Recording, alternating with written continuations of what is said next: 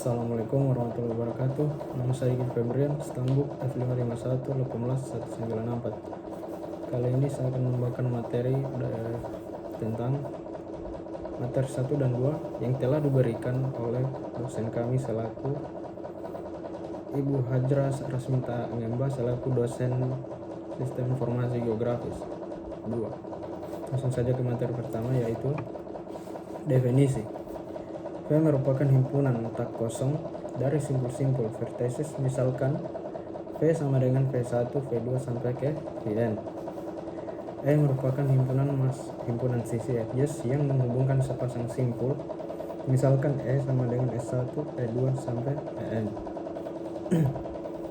Graf merupakan struktur diskrit yang terdiri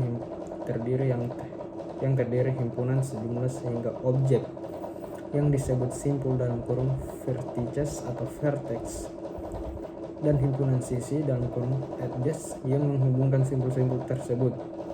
Terdiri dari graf digunakan untuk merepresentasikan objek-objek diskrit dan hubungan antara objek-objek tersebut. Notasi sebuah graf adalah G sama dengan VE, di mana istilah dalam graf 1. Graf adalah himpunan simpul nodes dan rusuk edges. Setiap simpul berisi satu elemen. Setiap rusuk menghubungkan dua simpul, bisa juga ke dirinya sendiri, dan bisa memiliki atribut. Graf berarah adalah graf yang rusuknya mempunyai arah. Graf yang tak berarah adalah graf yang rusuknya tidak mempunyai arah. Ukuran graf adalah caca simpul di dalamnya. Graf kosong adalah graf yang tidak memiliki simpul. Jika dua simpul terhubung oleh sebuah rusuk, maka dua simpul tersebut bertetangga. Derajat simpul adalah banyaknya rusuk yang dimilikinya. Istilah graf 2. Lintasan atau path yang daftar rusuk yang dinyatakan dengan daftar simpul yang dilalui. Siklus atau cycle, lintasan yang simpul awal dan akhirnya sama. Di contoh di bawah ini terdapat beberapa kota, yaitu Semarang, Ambarawa, Salatiga, Boyolali, Kartasura, Klaten, Yogyakarta, Magelang, Temanggung, dan Purworejo. Lintasan: E. Magelang, J. Boyolali, K. Salatiga, A. Semarang, B. Ambarawa, K. Salatiga. Dan untuk siklusnya E. Magelang, J. Boyolali, K. Salatiga, B. Ambarawa, C. Secang, E. Magelang. Representasi graf. Representasi himpunan rusuk. Representasi himpunan rusuk berupa himpunan simpul dan himpunan rusuk. Himpunan dinyatakan dalam linked list, simpul dan rusuk disimpan dalam linked list masing-masing.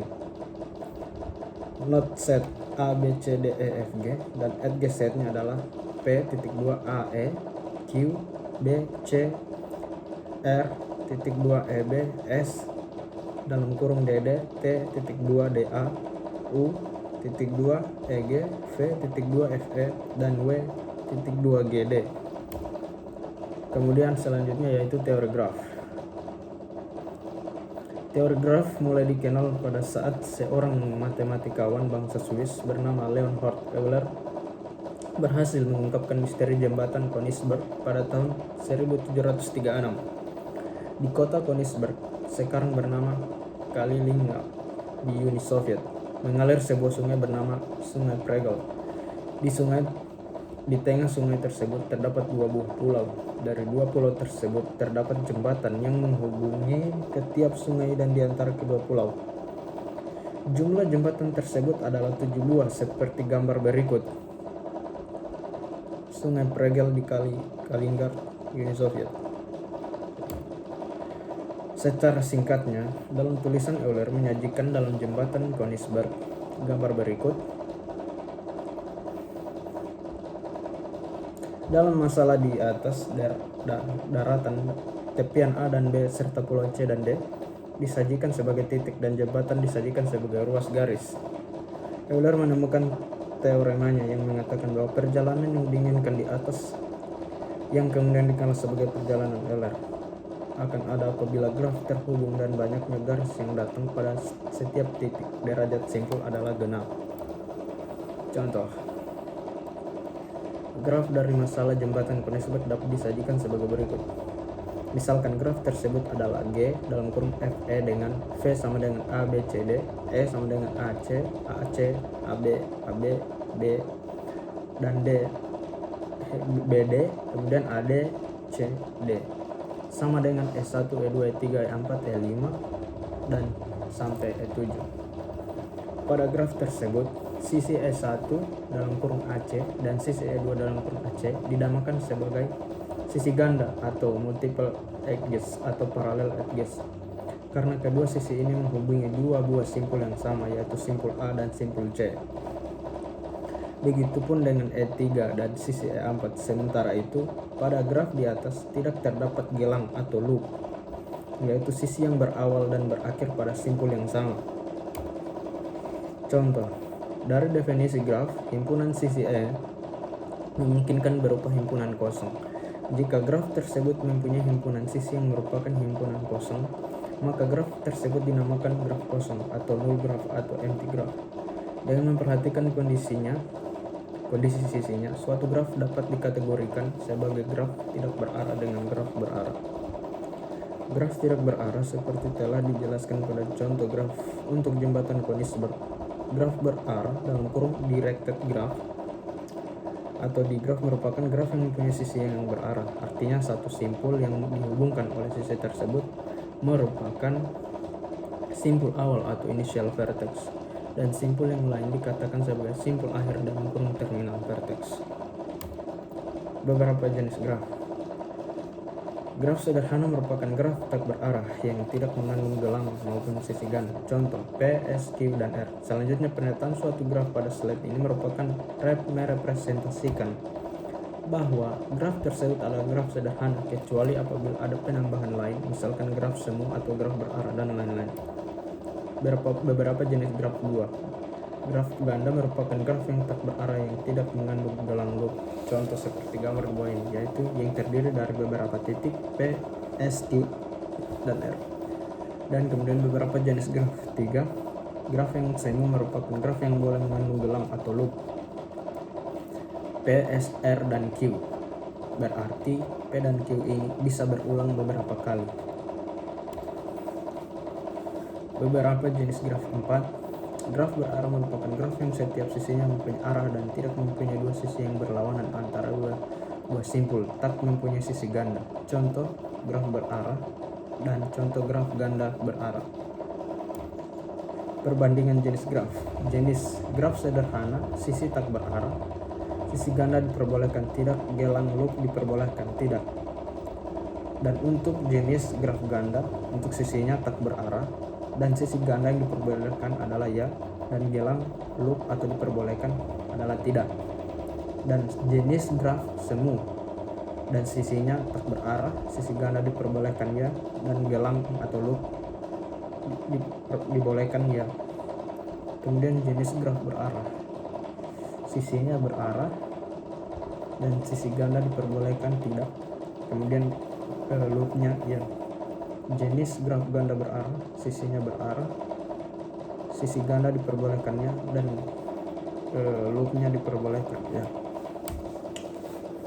Basic layout. Berdasarkan derajat vertex, sebuah vertex yang dapat disebut vertex ganjil bila derajat vertex merupakan bilangan ganjil vertex genap. Bila derajat vertexnya merupakan bilangan genap vertex bergantung akhir. Bila derajat vertexnya adalah vertex terpencil, bila derajatnya vertexnya adalah 0.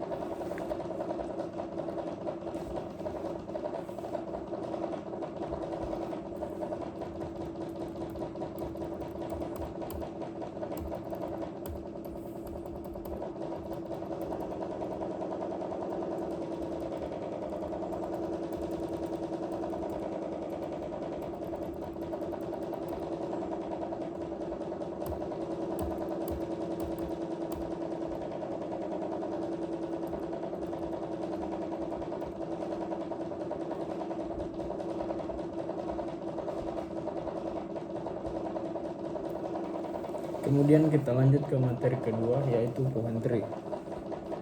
Pohon tree didefinisikan sebagai graf terhubung yang tidak mengandung sirkuit.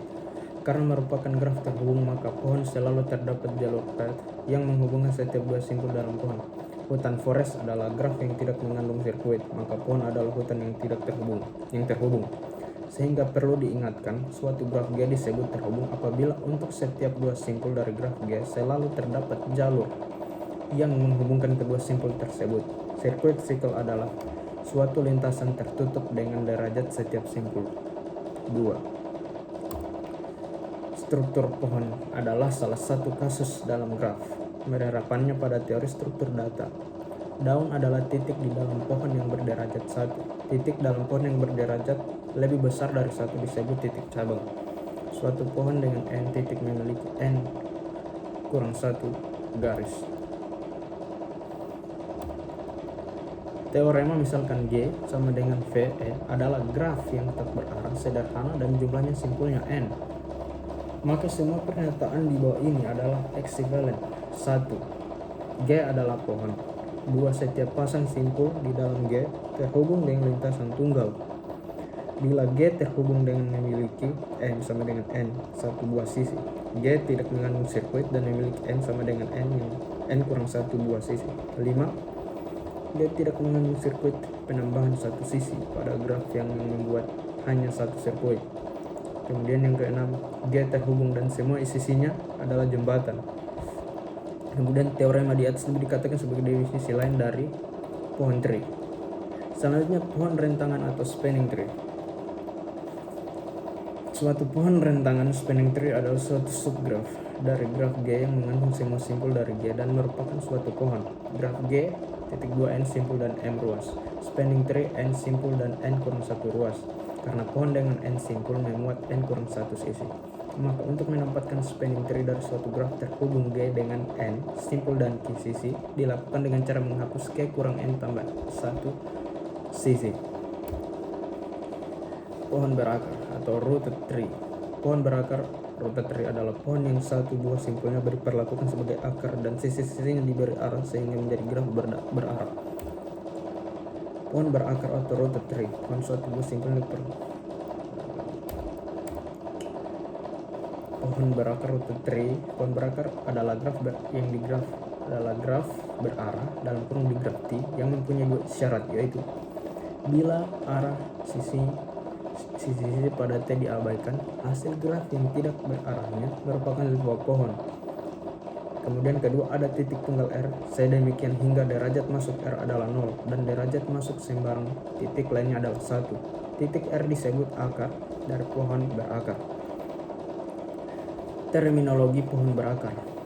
Anak dalam kurung child atau children dan orang tua parent. Lintasan path, saudara kandung atau sibling. Upah pohon atau subtree, derajat, degree, daun, leaf, simpul dalam internal nodes, aras, level, dan atau tingkat, tinggi, height, dan height atau kedalaman, deep. Lintasan path. Lintasan dari A ke J adalah A, B, E, J. Panjang lintasan dari A ke J adalah 3. Saudara kandung sibling adalah saudara kandung E tetapi G bukan saudara kandung E karena orang tua mereka adalah berbeda. Begitu logika dari terminologi pohon berakar atau rooted tree. Pohon biner. Pohon biner memiliki akar atau root dan tree di bawahnya disebut dengan subtree kiri dan subtree kanan. Akar dari subtree merupakan suksesor bagi root tree sehingga menjadi left successor dan right successor atau suksesor kanan. Sebarang not dalam pohon biner akan mempunyai 0 atau 1 atau 2 buah suksesor, sedangkan untuk not yang tidak mempunyai suksesor dinamakan terminal not. Mungkin sekian dari presentasi saya, semoga dapat bermanfaat bagi kita semua. Wassalamualaikum.